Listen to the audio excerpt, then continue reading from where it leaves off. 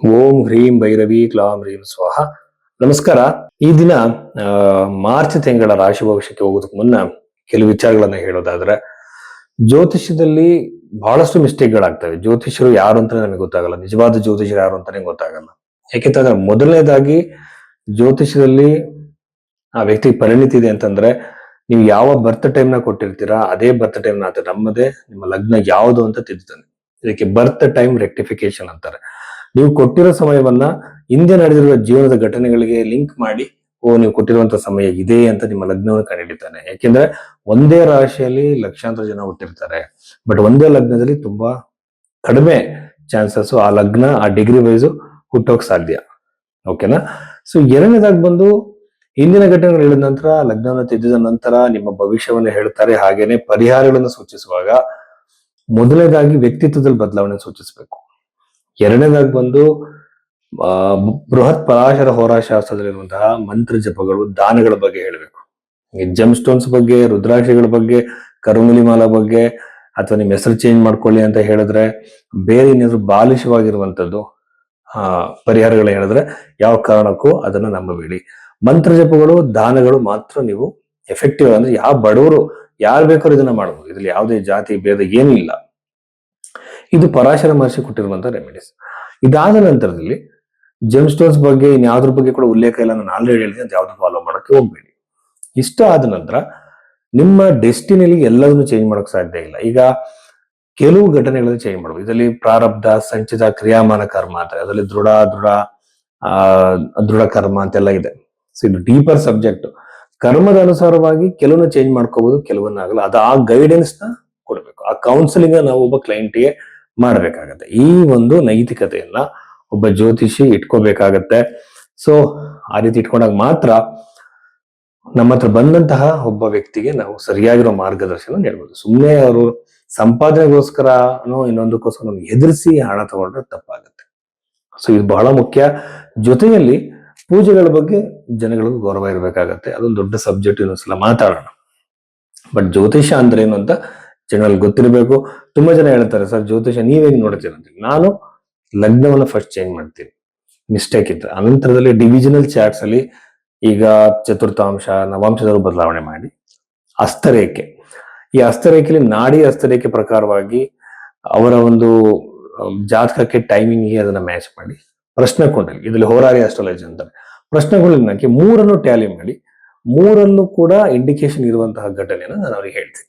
ಅವಾಗ ಖಂಡಿತವಾಗಲೂ ಆ ಘಟನೆ ನಡೆಯುತ್ತೆ. ಜ್ಯೋತಿಷದ ಬಗ್ಗೆನೂ ನಂಬಿಕೆ ಬರುತ್ತೆ. ಸೊ ಈ ರೀತಿ ಜಾತಕವನ್ನು ನೋಡ್ಲಿಕ್ಕೆ ನೀವು ಭೈರವಿ ಆಸ್ಟ್ರೋದಲ್ಲಿ ನಿಮ್ಮ ಕನ್ಸಲ್ಟೇಷನ್ ಬುಕ್ ಮಾಡಿ. ವೃಷಭ ರಾಶಿ. ಈ ವೃಷಭ ರಾಶಿಗೆ ಸಂಬಂಧಪಟ್ಟಂತೆ ಮುಖ್ಯವಾಗಿ ನಾನು ಹೇಳೋದಾದ್ರೆ, ಚತುರ್ಥ ಭಾವದಲ್ಲಿರುವಂತಹ ಕೇತು ಗ್ರಹದಿಂದ ನೀವ್ಯಾವ್ದು ಪ್ರಾಪರ್ಟಿ ಖರೀದಿಗಾಗ್ಲಿ ಇನ್ನೊಂದಕ್ಕಾಗ್ಲಿ ಪ್ರಯತ್ನ ಮಾಡ್ತಿದ್ರೆ ಅದರಿಂದ ಅಷ್ಟು ಅನುಕೂಲ ಆಗಲ್ಲ ಅಂತ ಹೇಳ್ಬೋದು. ವಿಳಂಬ ಆಗ್ತಾ ಹೋಗುತ್ತೆ, ಅಥವಾ ಬ್ರೇಕ್ಸ್ ಆಗುತ್ತೆ, ವ್ಯಾಪಾರ ಆಗಿ ಅಗ್ರಿಮೆಂಟ್ ಆಗಿ ಕ್ಯಾನ್ಸಲ್ ಆಗೋದು, ಈ ರೀತಿಯಾಗಿರುವಂತಹ ಸಮಸ್ಯೆಗಳು, ಅಥವಾ ನೋಡ್ಕೊಬಂದು ಇಷ್ಟ ಆಗಿ ಏನೋ ಒಂದು ಕಾರಣದಿಂದ ಮಿಸ್ ಆಗುವಂತದ್ದು, ಪ್ರಾಪರ್ಟಿ ಕೈ ತಪ್ಪಿ ಹೋಗುವಂತ ಸಾಧ್ಯತೆಗಳಿರುತ್ತೆ. ಪ್ರಾಪರ್ಟಿ ಮಾಡುವಂತವ್ರು, ಆಕಾಂಕ್ಷಿಗಳು ಯಾವುದೇ ಕಾರಣಕ್ಕೂ ನಿರಾಶರಾಗಬೇಡಿ. ಸ್ವಲ್ಪ ಟೈಮ್ ನೀವು ಕಾಯ್ಬೇಕಾಗತ್ತೆ. ಇದರಿಂದ ಏನಾಗುತ್ತೆ ಅಂದ್ರೆ ಹೊಸ ಅವಕಾಶಗಳು ನೀವು ನೋಡ್ಕೊಂಡು ಬರ್ಬೋದು. ಪ್ರಾಪರ್ಟಿ ರಿಲೇಟೆಡ್ ಇಶ್ಯೂಸ್ ಖಂಡಿತ ಬರುತ್ತೆ. ಈಗ ಇಲ್ಲಿ ಇನ್ನೊಂದು ಸಮಸ್ಯೆ ಏನಂತಂದ್ರೆ, ಉದ್ಯೋಗಾಕಾಂಕ್ಷಿಗಳಿಗೆ ಬಹಳ ಅನುಕೂಲ ಆಗಿದೆ. ದಶಮಾಧಿಪತಿ ಇಲ್ಲಿ ದಶಮ ಸ್ಥಾನದಲ್ಲಿ ಬಹಳಷ್ಟು ನೆಗೆಟಿವ್ ಗ್ರಹಗಳು, ಈಗ ರಾಹು ಇದೆ, ಸೂರ್ಯನಿದ್ದಾನೆ, ಕುಜನಿದ್ದಾನೆ.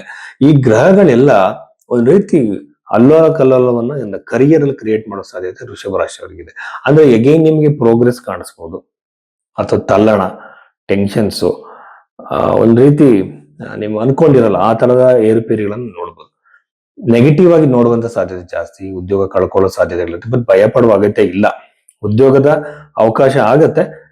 ಗಡಿಬಿಡಿಯ ವಾತಾವರಣ ಕರಿಯರ್ ಅಲ್ಲಿ ಜಾಬ್ ಸಿಗಲ್ಲ, ಇಂಟರ್ವ್ಯೂ ಕೊಟ್ಟಿರ್ತೀರ ಅಲ್ಲಿಂದ ರೆಸ್ಪಾನ್ಸ್ ಬರಲ್ಲ, ಅನವಶ್ಯಕ ಟೆನ್ಷನ್ಗಳು ಕ್ರಿಯೇಟ್ ಆಗುತ್ತೆ, ನಿಮ್ಮ ಬಾಸ್ ಇಂದ ವರ್ಕಿಂಗ್ ಎನ್ವಿರಾನ್ಮೆಂಟ್ ಅಲ್ಲಿ ಇಶ್ಯೂಸ್ ಬರುತ್ತೆ ಸಾಧ್ಯತೆ. So what ever it may be, that can be resolved through the effective remedies actually. So ಇದನ್ನು ಖಂಡಿತವಾಗ್ಲೂ ನೀವು ಮಾಡಿ, ಇದಕ್ಕೆ ಬೇಕಾದ ಪರಿಹಾರಗಳು, ಕಾರ್ಯಸಿದ್ಧಿ ಮಂತ್ರ ಜಪಗಳನ್ನ ಮಾಡ್ತಾ ಹೋಗಿ. ಆಮೇಲೆ ಹಣದ ಹರಿವು ಹೆಚ್ಚಾಗುತ್ತೆ. ಈಗ ಫೈನಾನ್ಷಿಯಲ್ ಫ್ಲೋ ಅಂತಂದ್ರೆ ಎಲ್ಲಿಂದ ಹಣ ಬರ್ಬೇಕಾಗಿರುತ್ತೆ, ಬರೋ ಸಾಧ್ಯತೆ. ಈಗ ಸಾಲ ಮಾಡಿರ್ತೀರ, ಸಾಲದಿಂದ ಹೊರ ಬರುವಂತಹ ಒಂದು ಯೋಗ ಕ್ರಿಯೇಟ್ ಆಗುತ್ತೆ. ಯಾವುದೋ ಒಂದು ಕಾರಣದಿಂದ ನೀವು ಸಾಲದಿಂದ ಹೊರಗಡೆ ಖಂಡಿತವಾಗ್ಲೂ ಬರ್ತೀರಾ. ಇದರ ಅವಕಾಶಗಳು ಬಹಳ ಹೆಚ್ಚು ಅಂತ ನಾನು ಹೇಳ್ತೀನಿ. ಎಲ್ಲೋ ಕೊಟ್ಟು ಸಿಗಾಕೊಂಡಿರೋ ಹಣ ಕೂಡ ವಾಪಸ್ ಬರೋ ಸಾಧ್ಯತೆ ಇರುತ್ತೆ.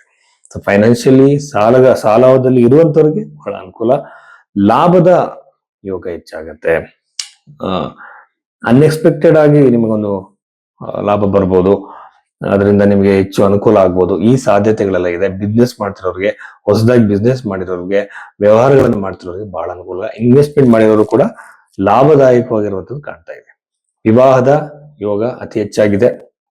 ವಿವಾಹ ಪ್ರಾಪ್ತಿಯ ಸಾಧ್ಯತೆ, ಎಂಗೇಜ್ಮೆಂಟ್ ಸಾಧ್ಯತೆ, ತುಂಬಾ ಇಷ್ಟಪಟ್ಟಿರ್ತೀರ, ಪ್ರೇಮ ವಿವಾಹಕ್ಕೂ ಕೂಡ ಕುಟುಂಬದಲ್ಲಿ ಒಪ್ಪಿಗೆ ಸಿಕ್ಕಿರಲ್ಲ, ಅಂತವ್ರಿಗೆ ಕುಟುಂಬದಲ್ಲಿ ಒಪ್ಪಿಗೆ ಸಿಗುವಂತಹ ಸಾಧ್ಯತೆಗಳು ಹೆಚ್ಚಾಗಿರುತ್ತೆ. ಸೊ ಈ ಇಂಡಿಕೇಶನ್ಸ್ ನ ತುಂಬಾ ತರದಲ್ಲಿ ನಾವು ನೋಡ್ಬೇಕಾಗಿದೆ. ಒಂದು ರಾಶಿಯಿಂದ, ಲಗ್ನದಿಂದ, ಹಸ್ತ ಸಾಮುದ್ರಿಕೆ, ಪ್ರಶ್ನೆಶಾಸ್ತ್ರ ಎಲ್ಲದರಲ್ಲೂ ಕೂಡ ಸೇಮ್ ಇಂಡಿಕೇಶನ್ ಇದ್ದಾಗ ಅದು ನಾವು ಒಂದು ಪ್ರೆಡಿಕ್ಷನ್ ಕೊಡಬಹುದು.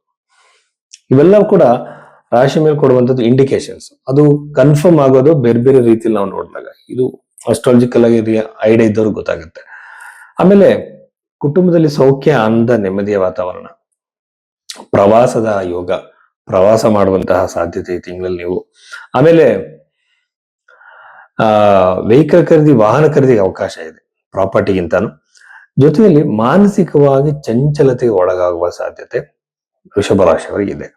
ಆಮೇಲೆ ಸ್ವಲ್ಪ ತುಂಬಾ ಚೆನ್ನಾಗಿದ್ದಿರ್ತದೆ ನಿಮ್ಮ ಜೊತೆ ಪ್ರೀತಿ ನೆಮ್ಮದಿಯಿಂದ, ಅಂತವ್ರ ಜೊತೆ ವೈಮನಸ್ಸು ಬರುವ ಸಾಧ್ಯತೆ ಬಹಳಷ್ಟು ಹೆಚ್ಚಾಗಿದೆ ಅಂತ ಹೇಳ್ಬೋದು. ಆಮೇಲೆ ಕುಟುಂಬ ಸೌಖ್ಯ, ನೆಮ್ಮದಿ ಖಂಡಿತವಾಗಿದೆ. ಮಕ್ಕಳಿಂದ ಸಂತೋಷ ಇದೆ. ಹೊಸ ವಸ್ತುವನ್ನ ನೀವು ತಗೊಳ್ಳುವಂತಹ ಸಾಧ್ಯತೆ ಇದೆ. ಹೊಸ ನಿರ್ಧಾರಗಳನ್ನ, ಇಷ್ಟು ದಿನ ನಿರ್ಧಾರ ನೀವು ಮಾಡಿಲ್ಲ, ಆ ನಿರ್ಧಾರವನ್ನ ಈ ಸಮಯದಲ್ಲಿ ತಗೊಳ್ಳುವಂತಹ ಸಾಧ್ಯತೆ ಈ ವೃಷಭ ರಾಶಿಯವರಿಗಿದೆ. ಬಹಳ ಉತ್ತಮವಾಗಿರುವಂತಹ ದೊಡ್ಡ ದೊಡ್ಡ ನಿರ್ಧಾರಗಳನ್ನ ತಗೊಳ್ತೀರಾ. ಒಳ್ಳೇದಾಗ್ಲಿ. ನಮಸ್ಕಾರ.